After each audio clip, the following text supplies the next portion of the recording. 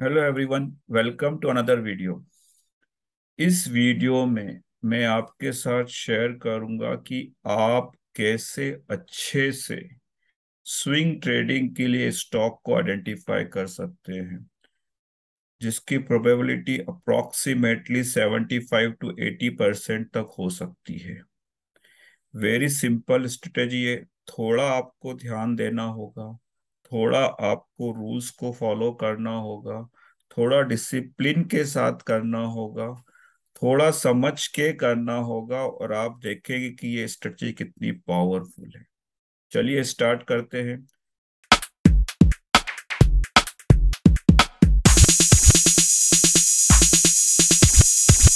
Thank you very much guys for joining. I am Chatarpal Singh Arora. आपको इस video में swing trading के लिए जो मैं इंडिकेटर यूज करता हूं उसके बारे में बताने जा रहा हूं। जो दी बेस्ट इंडिकेटर मुझे लगता है स्विंग ट्रेडिंग के लिए है, वो है RSI 2। जी हाँ, RSI 2। RSI 14 नहीं, RSI 12 नहीं, RSI 2। और ये इंडिकेटर मेरे द्वारा इजाद या इन्वेंट नहीं हुआ है। ये इंडिकेटर इन्वेंट किया है लेरी कॉर्नर्स ने। उन्होंने इस इंडिकेटर को यूज करके थाउजेंड्स ऑफ स्टॉक के साथ बैक टेस्टिंग किया और ये जाना कि ये इंडिकेटर बेस्ट इंडिकेटर है स्विंग ट्रेडिंग के लिए। और जहां तक मेरा एक्सपीरियंस है इस इंडिकेटर के साथ, I am totally agree with him कि ये इंडिकेटर अगर प्रॉपरली रूल के साथ फॉलो किया जाता है तो आपको बहुत अच्छा रिटर्न दे सकता है। तो चलिए देखते इस इंडिकेटर को कैसे सेट करते हैं, क्या क्या हमें थोड़ा रूल्स फॉलो करने होंगे। के पहले अगर आपको स्विंग ट्रेडिंग नहीं पता है तो quickly I can explain. Swing trading का मतलब ये होता है कि एक स्टॉक जब थोड़ा नीचे आए हमें ऐसे बाय करना है, जब थोड़ा ऊपर जाए हम उसे सेल करना है। इट्स नॉट लाइक कि 52 वीक नीचे आए तभी बाय करना है जिससे आपको वो चीप मिले। नो, जब आपको एक प्रॉपरली सेटअप पे, जब प्रॉपरली एक इंडिकेटर पे बताया जाएगा कि ये स्टॉक आया है, then you have to buy it.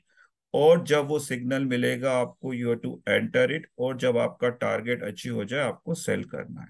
और स्विंग ट्रेडिंग के लिए आपको एक स्टॉक को एक दिन से मैक्सिमम 20 दिन तक रख सकते हैं, जिसमें या तो आपका टारगेट अचीव हो जाए 20 दिन के पहले, या फिर अगर आपका स्टॉप लॉस हिट हो जाए उस 20 दिन के दौरान, या फिर 20 दिन खत्म होने के बाद हो सकता है आपका प्रॉफिट 3% हो या 1% लॉस हो। It's okay, you have to come out from that stock. That is called as a swing trade. आप स्क्रीन पे देख सकते हैं एक बाय डिफॉल्ट कंपनी का चार्ट दिख रहा है। हमें क्या करना होगा स्विंग ट्रेडिंग के लिए, हमें टाइम फ्रेम रखना है डेली और यूज करना है कैंडलस्टिक चार्ट पैटर्न। इसके अलावा जो जो सेटिंग करना है मैं आपको बता देता हूं। तो सबसे पहले हमें जाके टाइम फ्रेम को चेंज करना होगा डेली। और हमने क्या किया, लास्ट 6 मंथ्स का चार्ट सिलेक्ट कर लिया है। उसके बाद क्या करना होगा, हमें हमें स्टडीज में जाना है। ये सेटिंग आप किसी भी स्टॉक टर्मिनल में कर सकते हैं जो आपको ठीक लगता हो। मैं अभी जीरोधा यूज कर रहा हूँ। आप चाहे तो चार्टिंग में कर सकते हैं, ट्रेड व्यू में कर सकते हैं, जो आप ट्रेडिंग प्लेटफॉर्म यूज कर रहे हैं उसमें कर सकते हैं। तो आपको क्या करना होगा, स्टडीज में जाना होगा, मूविंग एवरेज को सिलेक्ट करना होगा। मूविंग एवरेज हम लोग लेंगे 200 डेज का। और आप चाहें तो इसका कलर चेंज करके ब्लू कर लीजिए और ओके पे, डन पे क्लिक कर दीजिए।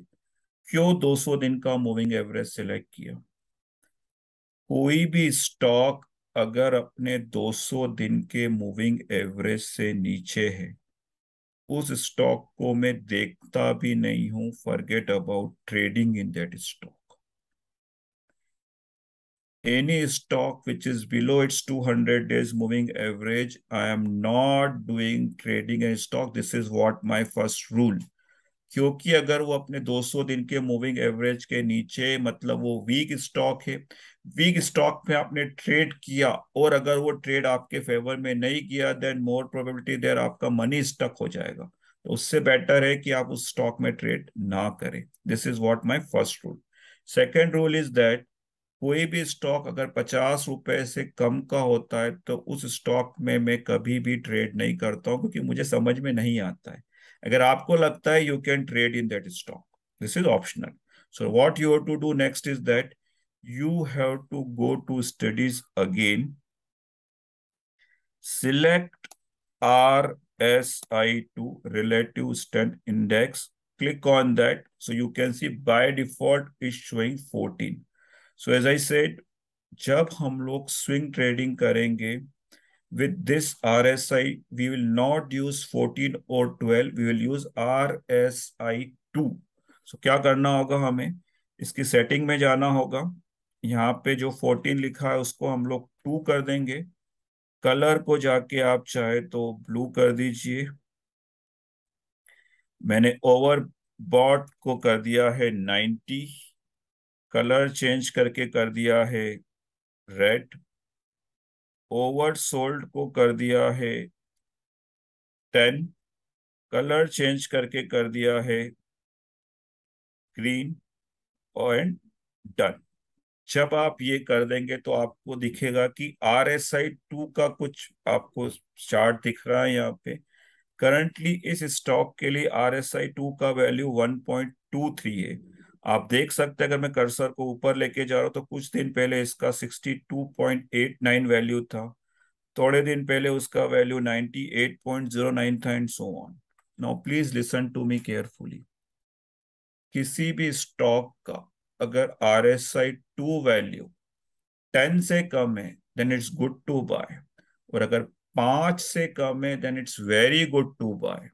आई repeat, for any stock if RSI2 value is below 10 then it's good to buy, if it's below 5 it's very good to bye.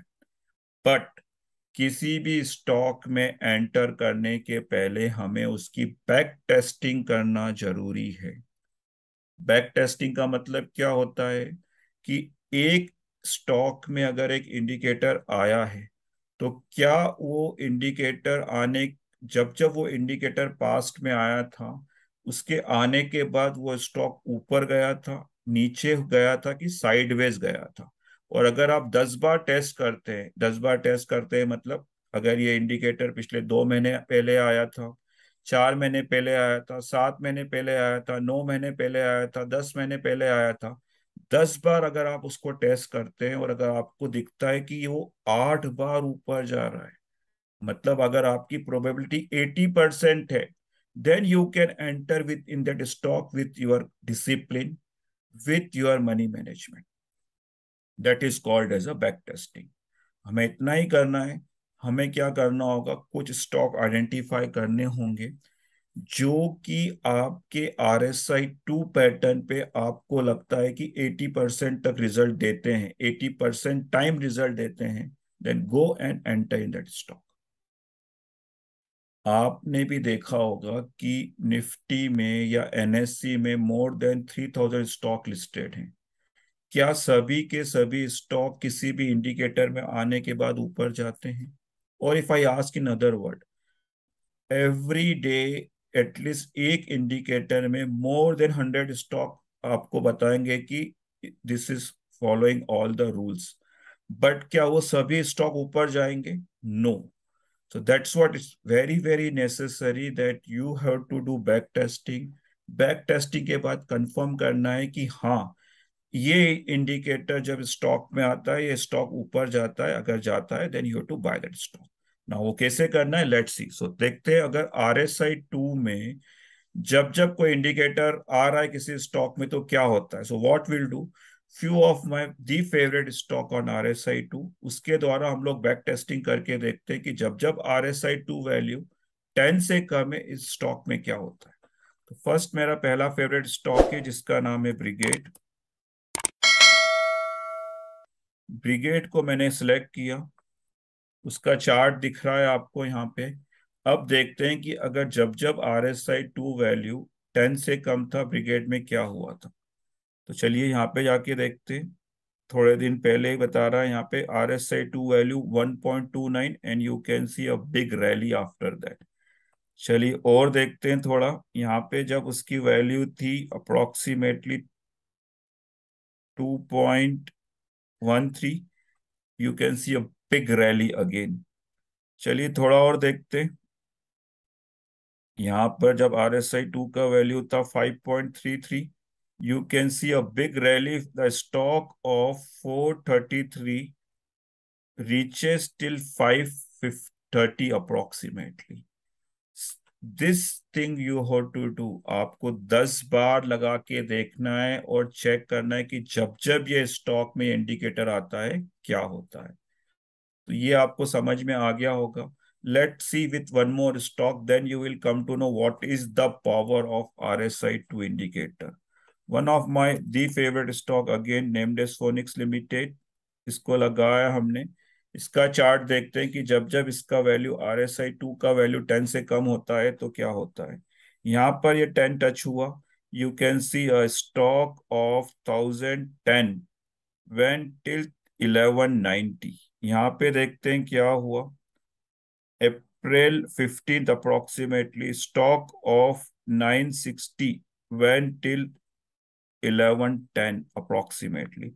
यहाँ पे देखते हैं क्या हुआ मार्च में।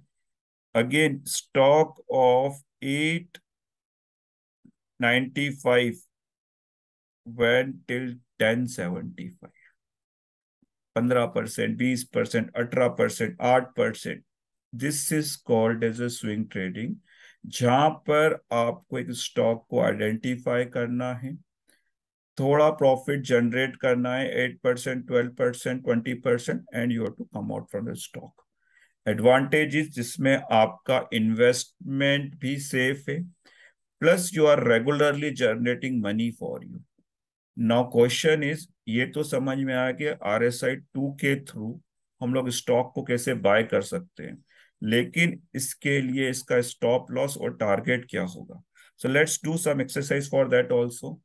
Please see RSI 2 pattern. यहाँ पे आप देख सकते हैं कि कोई भी स्टॉक अपने 4 5 6 दिन से नीचे आता है, 4 5 6 10 दिन से नीचे आता है, 4 5 6 10 दिन से नीचे आता है, बेस बनाता है, then it will go up. तो ये आपको पैटर्न समझ में आया कि ये RSI 2 का पैटर्न होता है। अगर मुझे स्टॉक को बाय करना होता है यहाँ पे, तो मैं इसको यहाँ पे कहीं बाय करता अप्रोक्सीमेटली 987 पे। मेरा स्टॉप लॉस होता इस कैंडल के नीचे, और जो टारगेट होता मेरा यहाँ पे होता approximately 1093। As a swing trader you have to please understand, जो डोंट चेज फॉर कि जब उसका हायर बनेगा तभी मैं उसको सेल करूंगा। वो किसी को नहीं पता है कब हायर बनेगा। Normally what is my target is, जहां से वो स्टॉक टर्न अराउंड चालू हुआ था, दैट इज आवर टारगेट। अगर मैं स्टॉक को यहाँ बाय कर रहा हूँ तो मैं उसको यहाँ पे ही सेल कर दूंगा। I am happy that I can generate 12%, 15% profit. It's okay, उसके बाद उसमें 20% और प्रॉफिट हो सकता था, but I am okay to book my profit because I am a swing trader. Swing trading का रूल ही ये है कि विद इन, अगर आपका ट्रॉप जो आपका आपने टारगेट डिफाइन करा है, you have to come out from that. Okay, so what you have to do is that you have to do this kind of back testing for stock। if अगर वो किसी इंडिकेटर में आ रहा है, RSI 2 में आ रहा है, 10 टाइम टेस्ट करिए। अगर आपको लगता है कि 80 टाइम्स, 8 टाइम्स आपको वो स्टॉक रिटर्न दे पा रहा है, 80% प्रोबेबिलिटी है, go and do trade in that with your complete money management. I hope you understand now how to do swing trading in this easiest way with some analysis with the powerful indicator named as RSI 2। Try करके देखिए। Problem ये नहीं है कि this is RSI 2 और swing trading, problem is we have to do with the discipline. आप कोई भी स्ट्रेटेजी लगाते हैं तो उसको एटलीस्ट डिसिप्लिन के साथ टेस्ट करिए। अगर आपको 100 स्टॉक बाय करने हैं तो आप 10 स्टॉक ही बाय करिए।